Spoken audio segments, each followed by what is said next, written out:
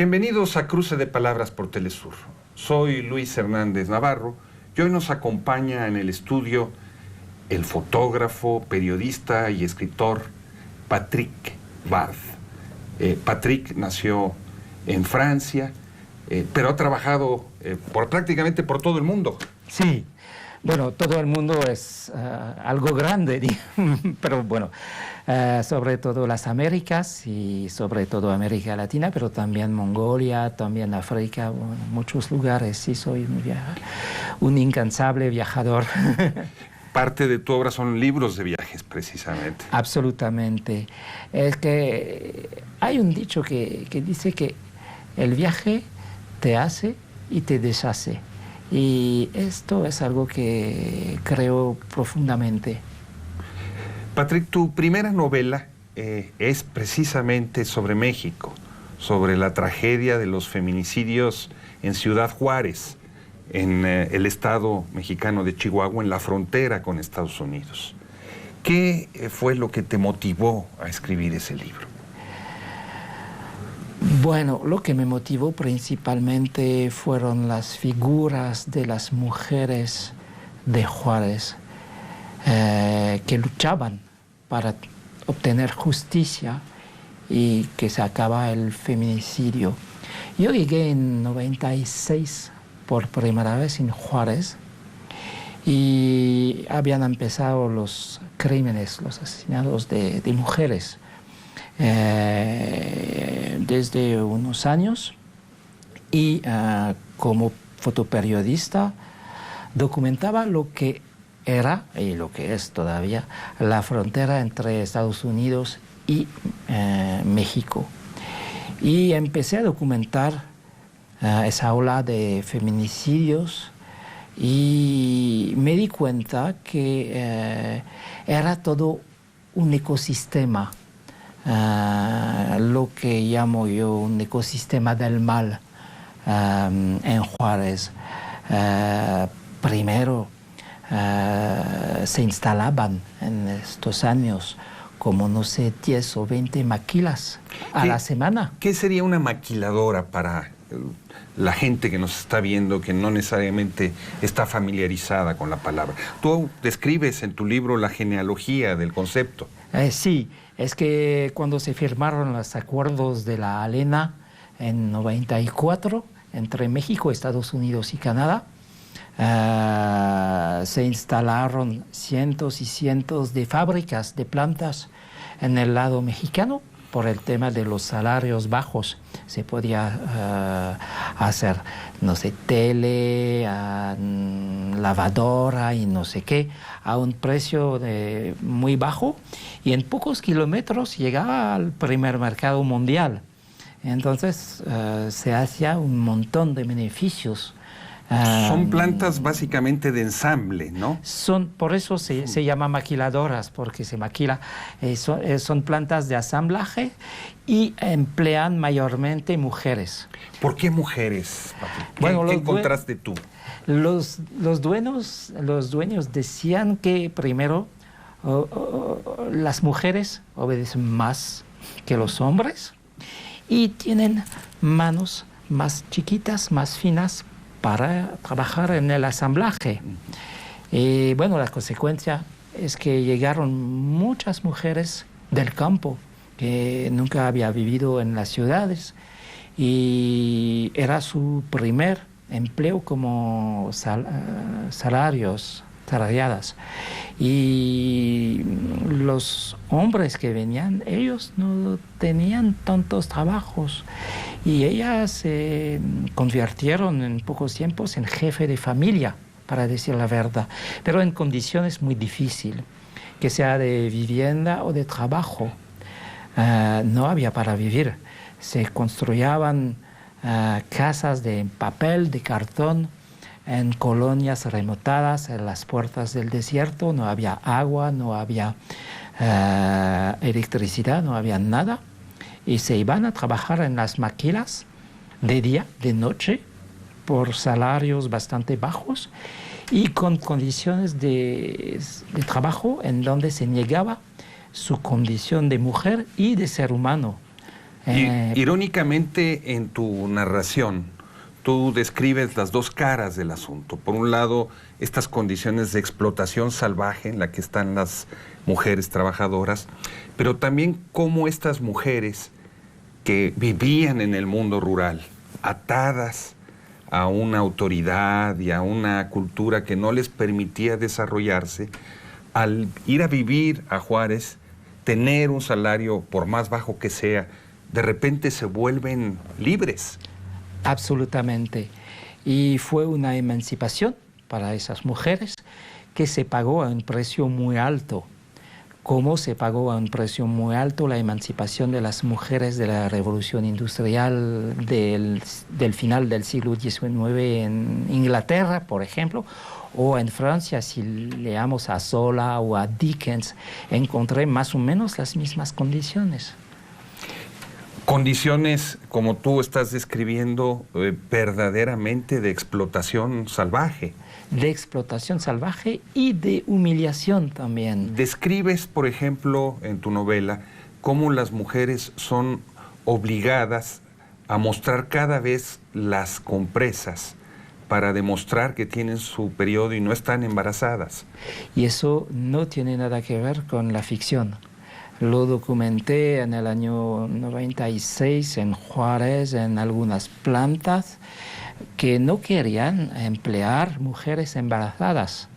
Entonces, tenían que dar la prueba que no estaban embarazadas, en una forma que tenía mucha humillación para ella. También el tema del acoso sexual, que era algo casi generalizado, y bueno, muchas otras cosas, en un contexto de una ciudad donde había mucha violencia, además. Me refiero a la violencia, a la delincuencia, el tema de los narcos, los asesinatos de hombres también, porque se mataban más hombres que mujeres.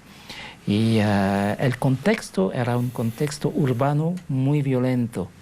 Entonces, por eso digo un ecosistema, porque, bueno, cuando empezaron los asesinatos, si queremos ponernos en la situación de esas mujeres, las víctimas eran mayormente obreras de las maquilas, ¿no? Jóvenes, pobres, que vivían lejos de la planta, que no tenían ningún tipo de transporte al inicio para regresar a casa, salían de su turno a veces a las 3 de la noche, en el medio de la noche, y van a pie a su colonia. Y no es tan extraño que unos hombres que se iban de fiesta con alcohol, quizás con droga, se llevaron unas mujeres y la violaron, la mataron y abandonaron su cuerpo a la orilla del desierto. Es esto el ecosistema del mal. Y la parte principal de este ecosistema es la impunidad. Porque, ¿qué pasó cuando se encontraron estos cuerpos en las orillas del desierto?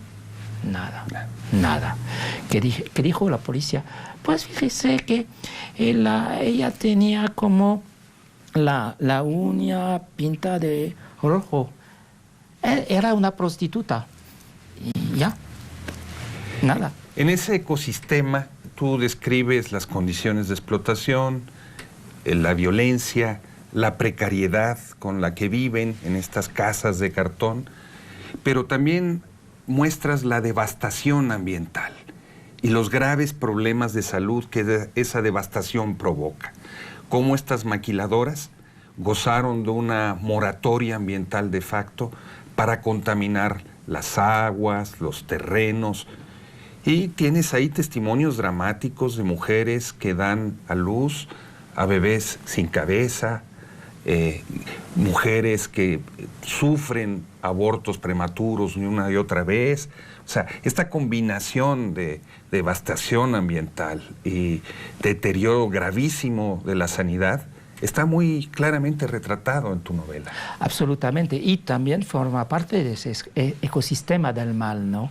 Me acuerdo de esas mujeres que trabajaban en unas plantas y yo documenté hasta fotos de bebés que habían nacido con problemas neurólogos, bueno, del tubo de la columna que no se había cerrado y por causa de los solvantes, porque en las plantas se usaban solvantes que incluso algunos de ellos sobre el papel estaba totalmente prohibido usarlo, pero bueno, sí se usaba dentro de las plantas y hubo muchas malformaciones, abortos accidentales, y entonces si hacemos una adición de todas esas condiciones de humillación, de mostrar las toallas sanitarias, de acoso sexual, del hecho de la contaminación de los abortos accidentales, de los nacimientos de bebés con malformaciones.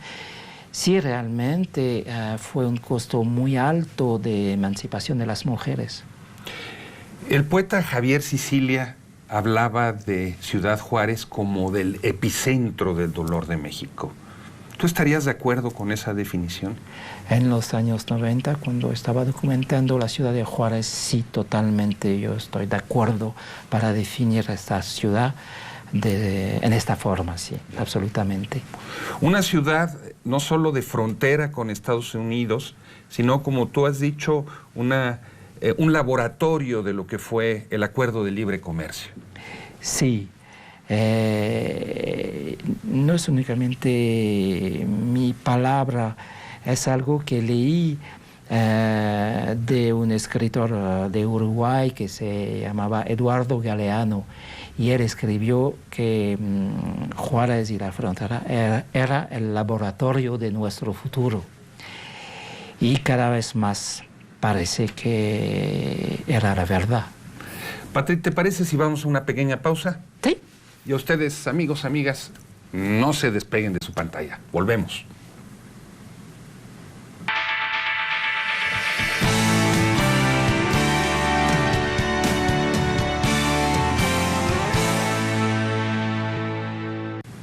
Estamos ya de regreso en este cruce de palabras, conversando con el fotógrafo, periodista y escritor Patrick Bart sobre su novela La Frontera, a propósito de los feminicidios en la ciudad mexicana de Ciudad Juárez.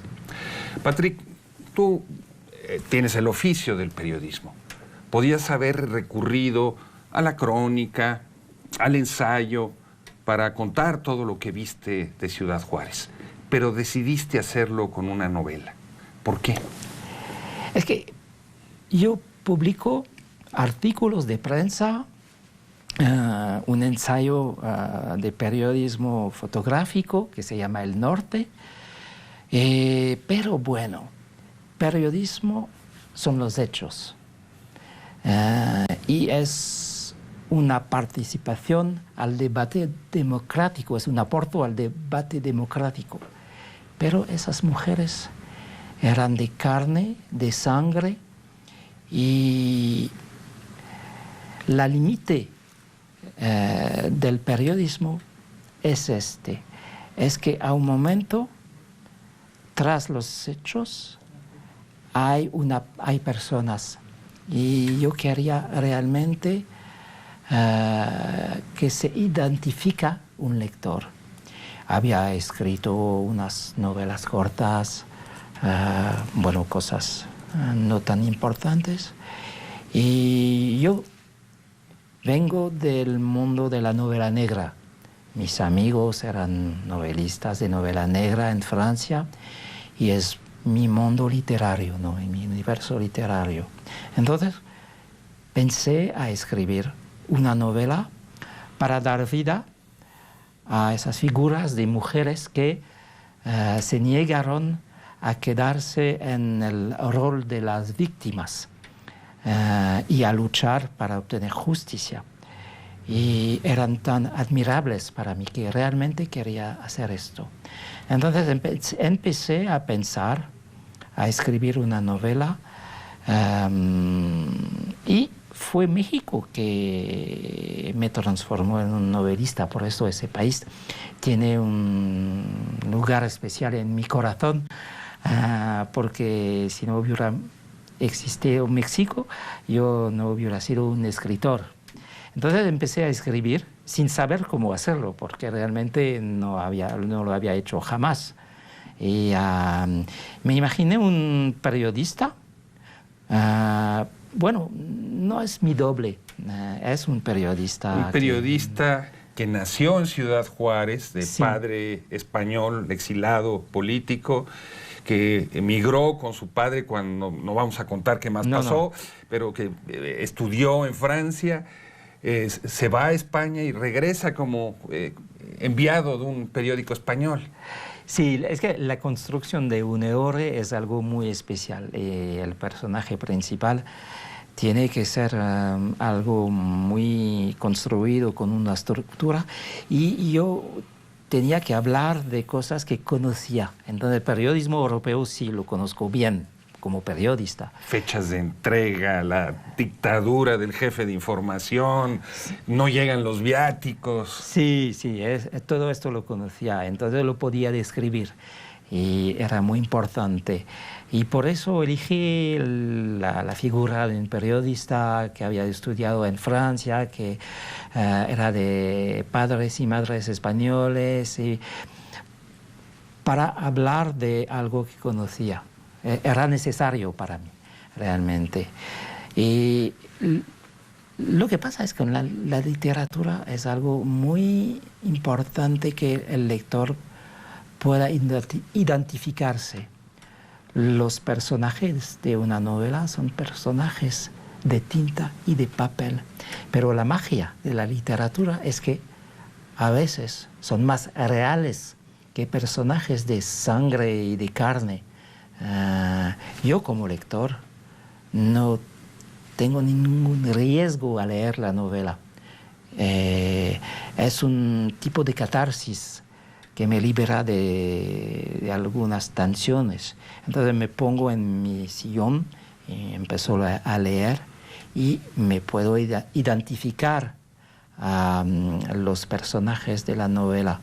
Y es algo que tiene mucho que ver con la empatía. Pero de su parte el escritor tiene que tener mucha empatía también para transmitir a través de los personajes su pensamiento, sus emociones. Y entonces en el medio de una obra es la empatía que importa realmente. Dices que no sabías cómo escribirlo, pero la novela ganó varios premios literarios. Sí, bueno, voy a decir la verdad.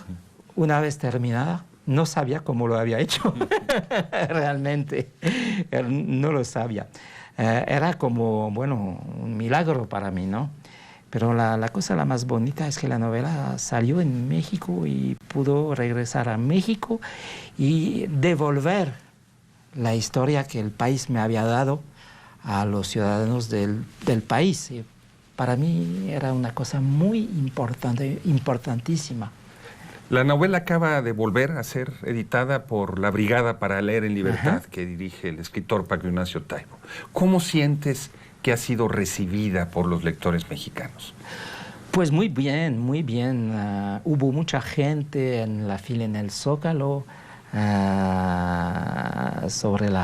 bajo de la carpa, cientos y cientos de gente, y yo paso no sé cuánto tiempo a firmar el libro, a encontrar a lectores, y bueno, para mí fue mucha emoción porque no podía dejar de pensar a las familias de las víctimas que había encontrado en Juárez hace unos años y nunca se salieron de mi memoria, de mi corazón, de mi espíritu, y por eso cuando hablé de ellas en la carpa de Brigada para Leer en Libertad, fue una emoción pero realmente inmensa.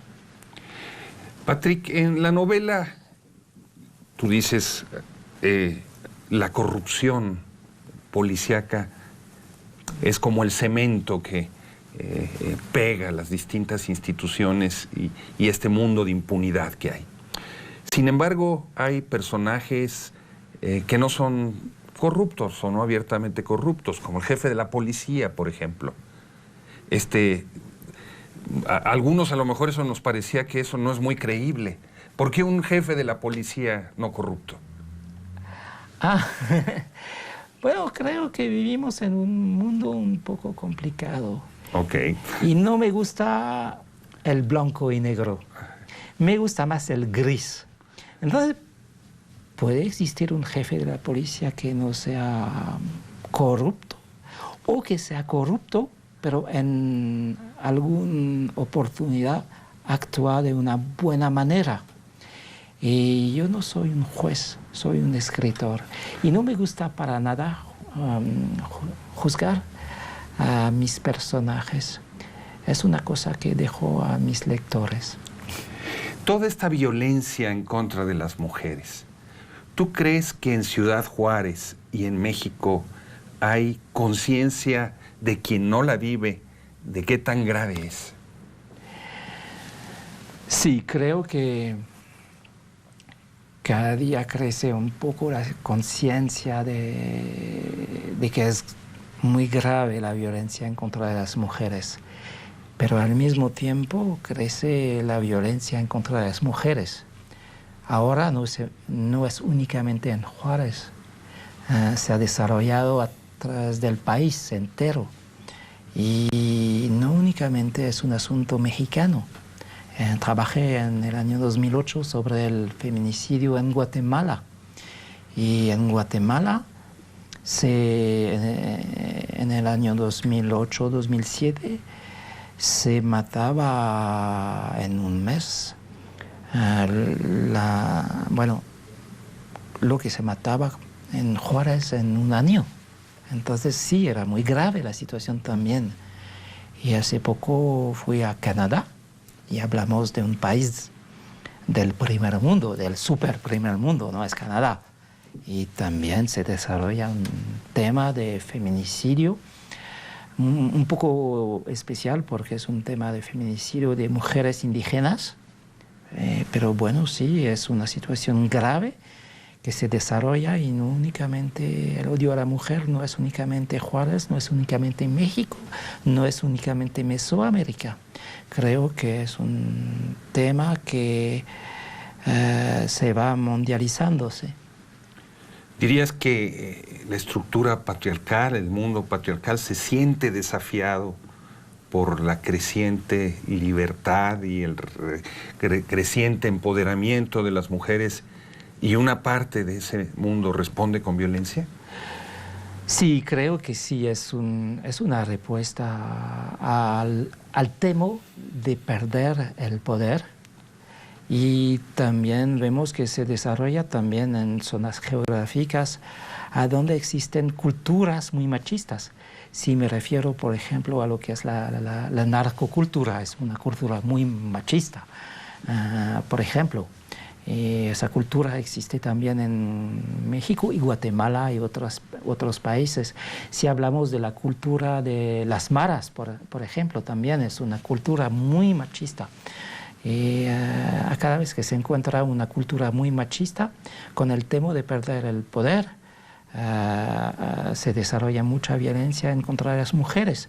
Las partes de Canadá donde hay este tema de feminicidio en contra de las mujeres indígenas es una parte del país a donde hay muchos mineros, muchos hombres que trabajan en el bosque, y es un mundo también bastante machista, ¿no?